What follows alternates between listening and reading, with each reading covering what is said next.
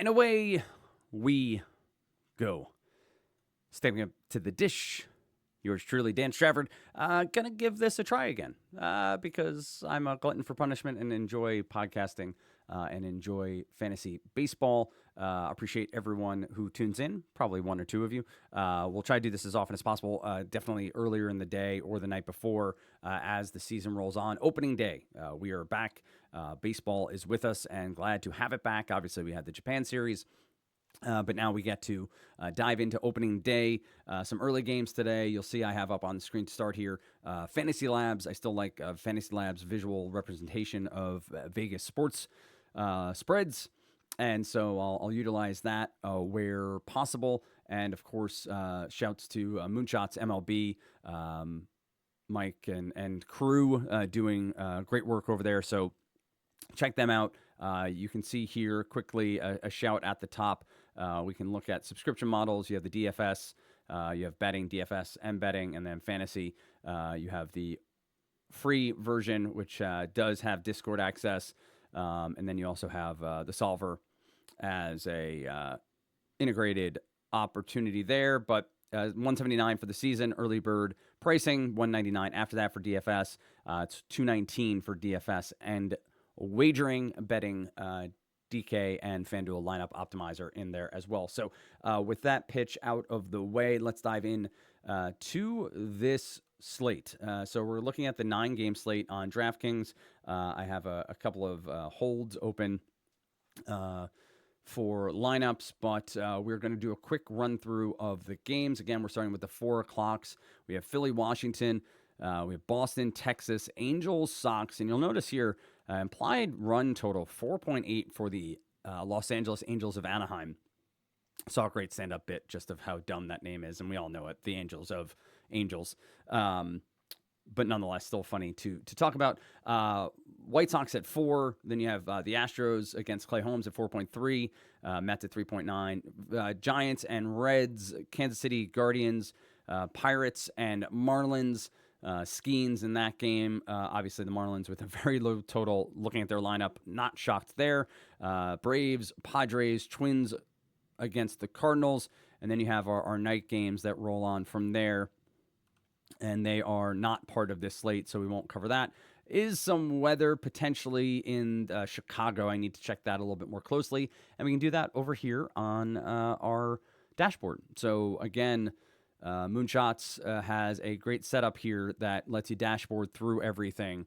Really gives you a high-level look, and then you can dive in deeper per pitcher, per player, whatever you want to do. You can see that some lineups are coming in as well. I created some lineups earlier. Here, let me actually go to projections, and we're going to open up one more tab with lineups. So this is a day that opening day is always a bit of a needle in a haystack sort of day from projections perspective. Obviously, tracking spring training does only so much. Using last year's numbers, only so much. You can go on Fangraphs, and I'll pull Fangraphs up in a little bit to look at rolling averages, and you can do all that when it comes to the variety of different data that is out there. I'm not signed in. Come on, Dan. Amateur hour over here. Let's see. Let's see if I remember my password for this website. I do. How about that? So usually here I will come into scores and go to probable pitchers. So this is always just a good way to look at our probable pitchers for the day. I will often look at the advanced data. Look at K per 9. Well, that gave me batters. There we go, dashboard. So good numbers, obviously, for all the starters here today. Maybe outside of Clay Holmes, who is a reliever turning into a starter, had a save to start the year on opening day last year, and now has an opportunity to pick up a win on opening day this year. So all that said, let's dive in. We are looking at our pitching matchups. Our percentage of rain is 23. All right, so no one really looks like a legitimate problem. Royals weather has 14-mile-an-hour winds blowing out. Padres, Braves, 10-mile-an-hour winds coming in.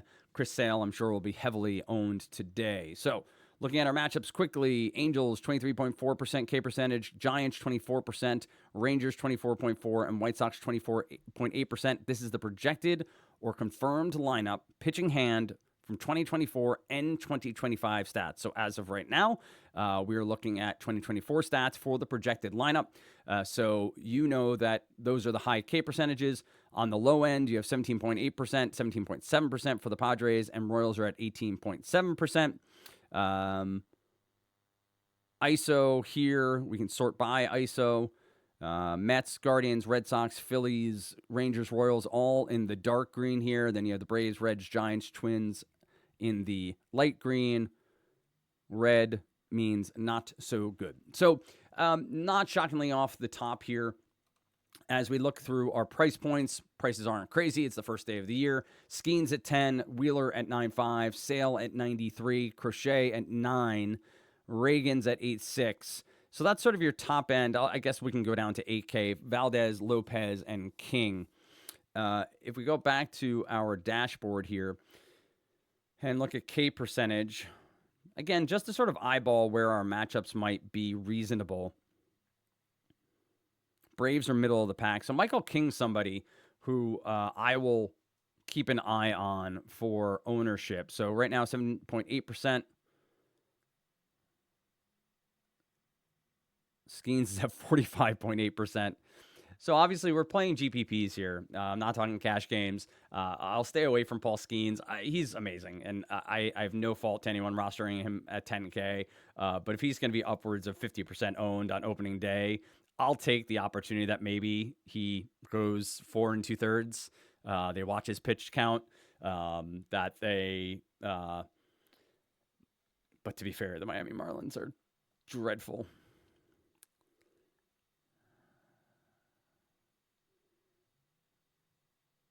Only thing that I could say is 21.6% K percentage is middle of the pack for the day. And you might like going to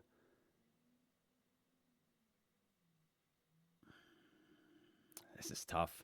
I guess it's Crochet. I would go Crochet over Skeens. Moonshots does not like that call. 5-point difference here. And Crochet at 18.7%. Sonny Gray has been dealing with some illnesses. All right. What is Miami's implied totals at 3.3?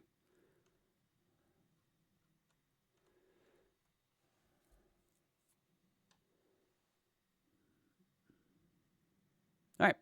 Let's dive in. Let's do it as I sort of gather some information here. Our first matchup, Philly and Washington. That is right here on our dashboard. Park factors are fairly even, fairly middle of the pack.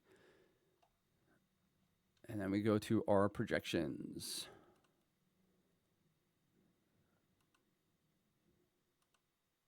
Phillies and Nationals. Here's our matchups. So as I said, you can really dive in and get all of the StatCast data. You can get the matchups. It really depends on how much you want to nerd out and go deep into this content. But you have the Nationals lineup listed here against Zach Wheeler. You can see the K percentage against that handedness. You can see the walk percentage, the WOBA, the ISO. This is a Nationals team that is young and will continue to run out some great youngsters, James Wood and Dylan Cruz. I believe Cruz is that a confirmed lineup yet? Let's see. Yes, confirmed lineup here. Dylan Cruz batting 8th, 4,100. So someone I would stay away from. But for the Phillies, Mackenzie Gore, the lefty, you do have a nice opportunity here. I've said this many times over. I'm a huge fan of differentiating with good stacks by trying to go 9-1-2 or 8-9-1-2. And the Phillies here, with an implied total of 3.9, one of the higher totals you're going to see on the day, a bunch of teams right there at 3.9. But if I wanted to say get Edmundo Sosa and Johan Rojas with Trey Turner, and even throw Harper in there. Harper's a great batter against either-handedness. Mackenzie Gore does not elicit any sort of fear from me. The Phillies stack, projections-wise, is the second highest,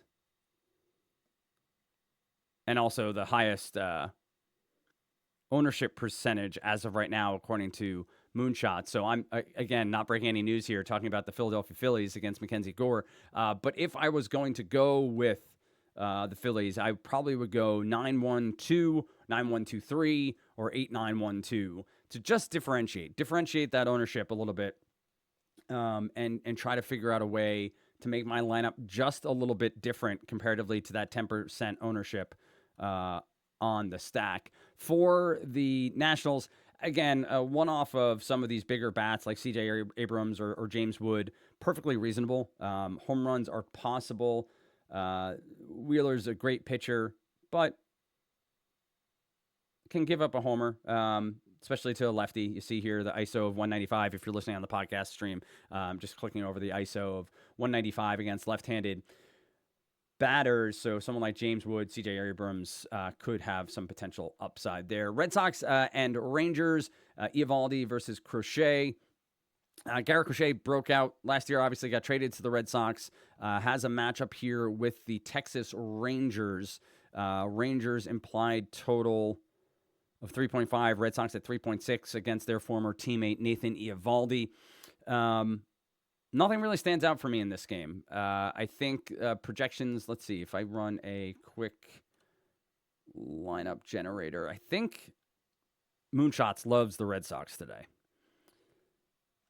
So I'm sharing, I hope Mike's okay with this on opening day. I'm sharing a sort of just run-of-the-mill optimization with not picking anything. You get a lot of Sale, Kikuchi, and then Red Sox. So Cassis, Devers, Duran, and Abreu. Looking back at our lineups,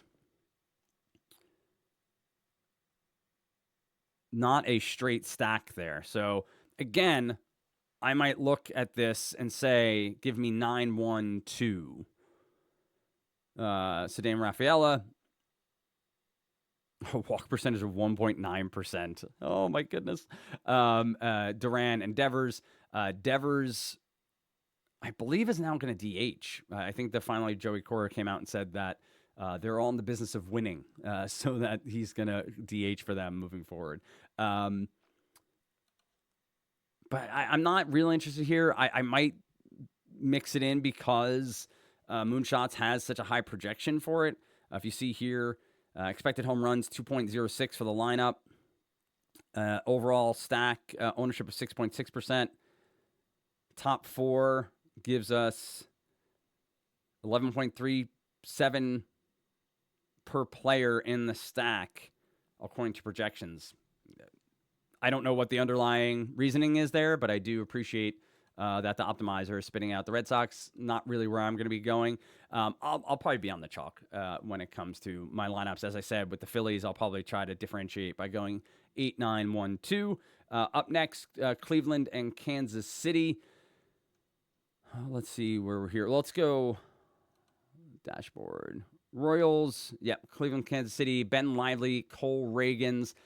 Let's see, our Royals K percentage is low, walk percentage is pretty low too.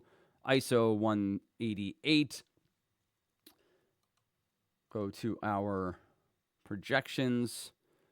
Royals are a decent stack, ownership at about 7%, so one of the higher owned stacks on the day according to these DK projections.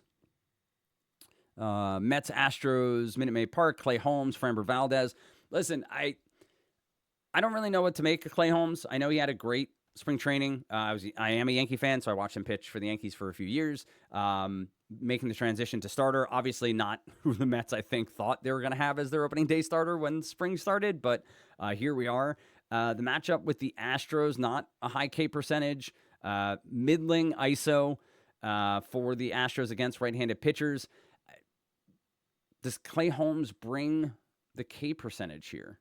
That's what it comes down to for me. Projections-wise, let's look at the K Whiffers row.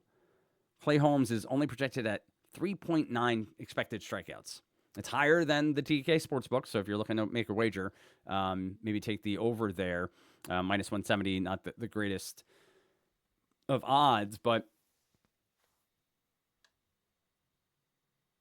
I can't get behind Clay Holmes either. All right, so we'll continue on here. On the other side is Framber Valdez. He's middle of the pack projection-wise. This Mets lineup, 21.4% K percentage. Remember, I'm not breaking any news here, but adding Juan Soto to this lineup just makes it that much longer. Lindor, Soto, Alonso, Vientos, Nimmo, Marte, Siri, Acuna, and Torrens. I think I don't like the Mets either. A good ISO for Valdez. He's a good pitcher, so I'll stay away from the Mets. Giants, Reds, Hunter Green versus Logan Webb. I like Green here. I don't know what his projection's at. 14.1% ownership percentage. Let's see what his strikeout is projected at, 6.7. But this matchup for the Reds against the Giants, San Francisco Giants line 24.0% K percentage on the year last year for this lineup. ISO of 177, so there is some pop here. But I like Hunter Green in this matchup a ton. Great American Ballpark, not the best. Wind is blowing right to left. Humidity, 40%. I know people love Willy Adames this year. Ramos had a good 2024 campaign, but I like Hunter Green a lot. 7,400, middle-of-the-road starter with the build of trying to get some of the better bats in. I think Hunter Green is going to be a viable piece today. Braves, Padres, Michael King. I'm going to probably have some Michael King. Keeps the ball in the yard. K percentage against righties.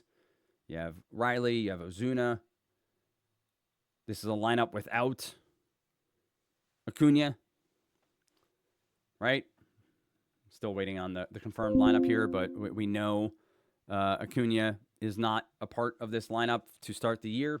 So Michael King at 8K. So I might go Hunter Green and Michael King as a two-step here.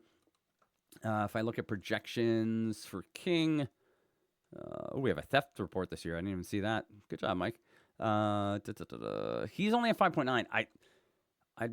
I'd pull Michael King. Where is he at projections wise? Oh, okay. 7.8%. So if we locked in King and Hunter Green, and then we run our optimizer, I just want to see what we get. Well, Ellie De La Cruz, and then the Red Sox. So still giving me Red Sox stack. We go back.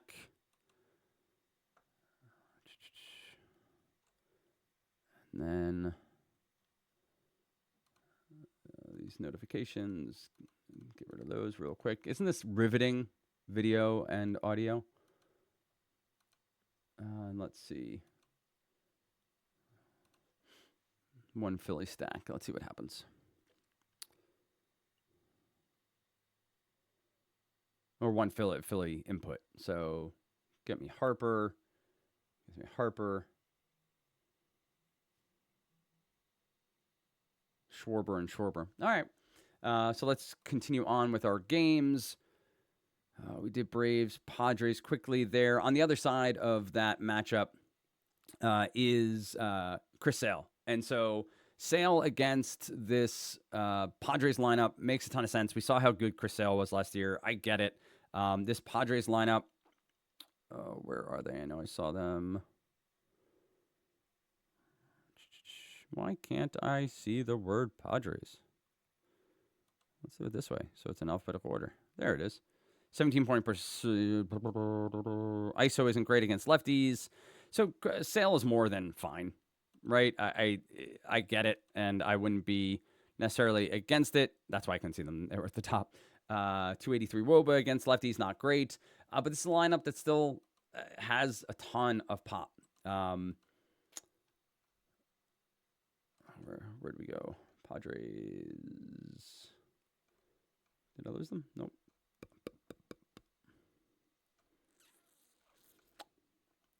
Apparently I just... Oh, there we go. Braves or Padres. You're at Arias, who just gets on base, right? We know that. Tatis, Jackson Merrill, Manny Machado, Bogart's batting 6th, Yuli Gurriel with pop. If we're going to talk about DFS and trying to get a little bit different here, looking at our projections, Chris Sale at 17.1%, then you take the other side, right? You think about taking a Padres stack, and if we look at the Padres here on our projections, they're our lowest projected stack according to Moonshots. 17.2% ownership aggregate, just above the Marlins and the Nats. I don't mind it, though. I might have to build a separate lineup that has this just as my one-off and go Maldonado, Arias, Tatis, Merrill, or Tatis, Merrill, Machado, Cronenworth. I hate that they go right, left all the time because it doesn't give me the stack I want. But or you could go for the 5-man. Tatis, it just gets extra expensive there pretty quickly. So you could, Martin Maldonado and Brandon Lockridge are not going to be high probability outcomes, but if you really want to get crazy with how you're building your GPP lineup. Let's see if we continue on. This is haphazard. I'm reading a lot as I go, but hope it is helpful. Kikuchi versus Burke. White Sox suck. We know that. I saw a meme already before the season started. Eliminated. Terrible to be a White Sox fan. You could be a Rutgers fan. That's what I am. So if we go Angels, White Sox, Burke against the Angels. Trout is priced accordingly, 5,100, so he's probably not really somebody I'm going after. Sean Ole is in front of him at 3,500. So if you 2-man there, if you want to get some Mike Trout against Sean Burke. But on the other side, Kikuchi ISO against lefties and righties, 150 or lower. K percentage is at 28%. He's fine, but he's going to be high owned today. And with Vaughn and with Luis Robert and I what's the Vegas total on this one? They're at 4. I know the Angels are at 4.8. So the Angels stack is going to be highly owned just because of Vegas, right? A lot of people are going to go there. Let's see where that was. Projections.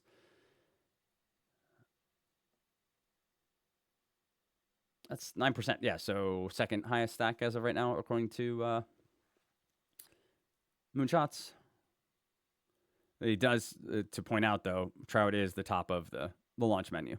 Then you have Cassis and Abreu, which makes sense why they keep popping up in lineups. Devers. All right. Continuing on here. So no Kikuchi for me. I'm just going to stay away. That sounded like a really terrible phrase. Angels, White Sox. We just did. Pirates, Marlins. Talked a bit about this before. Paul Skeens is fine. You obviously have a lot of options for upside with him. He is the 4th highest projected pitcher, but right in line with Sale, Kikuchi, Wheeler. Kikuchi's popping on Moonshots here too. I will stay away. I get the price point and the option. I guess you could pivot to Clay Holmes at a lower price point, hoping for some K upside, but don't see that happening. Alcantara on the other side against the Pirates. Pirates 22.6% K percentage, 1.42 ISO. They didn't do a lot to build up this team around their pitching staff. You're leading off Tommy Pham. You have O'Neal Cruz. I love Joey Bart from a season-long perspective. This is a pretty terrible lineup, and Alcantara is only $7,700.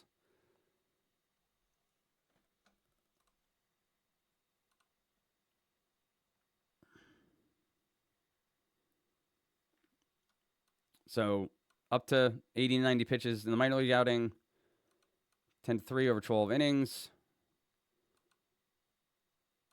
Obviously, they're going to try to trade him at some point during the year. I would throw Alcantara into this mix too. I have a feeling Moonshots struggles to project him just because of him coming back. Only at 2.2%. I like that a lot, actually, now that I talk through it.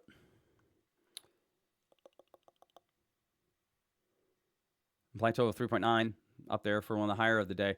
So for me, it's King, Alcantara, Green. So all of these guys right in that sort of 8K and below. And let's do our last game. Twins, Cardinals, Pablo Lopez, Sonny Gray. Gray's been sick. He's scheduled to make the start. He's feeling better, been cleared. I would stay away from Sonny Gray to the point where I'd actually maybe take the other side simply because of the illness. So we got Twins on the other side. Not the best lineup in the world, but does give up power to lefties. So maybe a one-off of Trevor Larnach, right at 3,300. Good price point.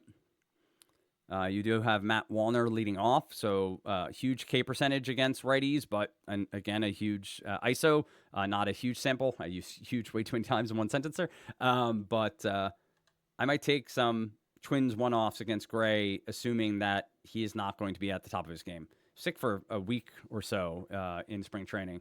So that wraps it. As I said, I will look at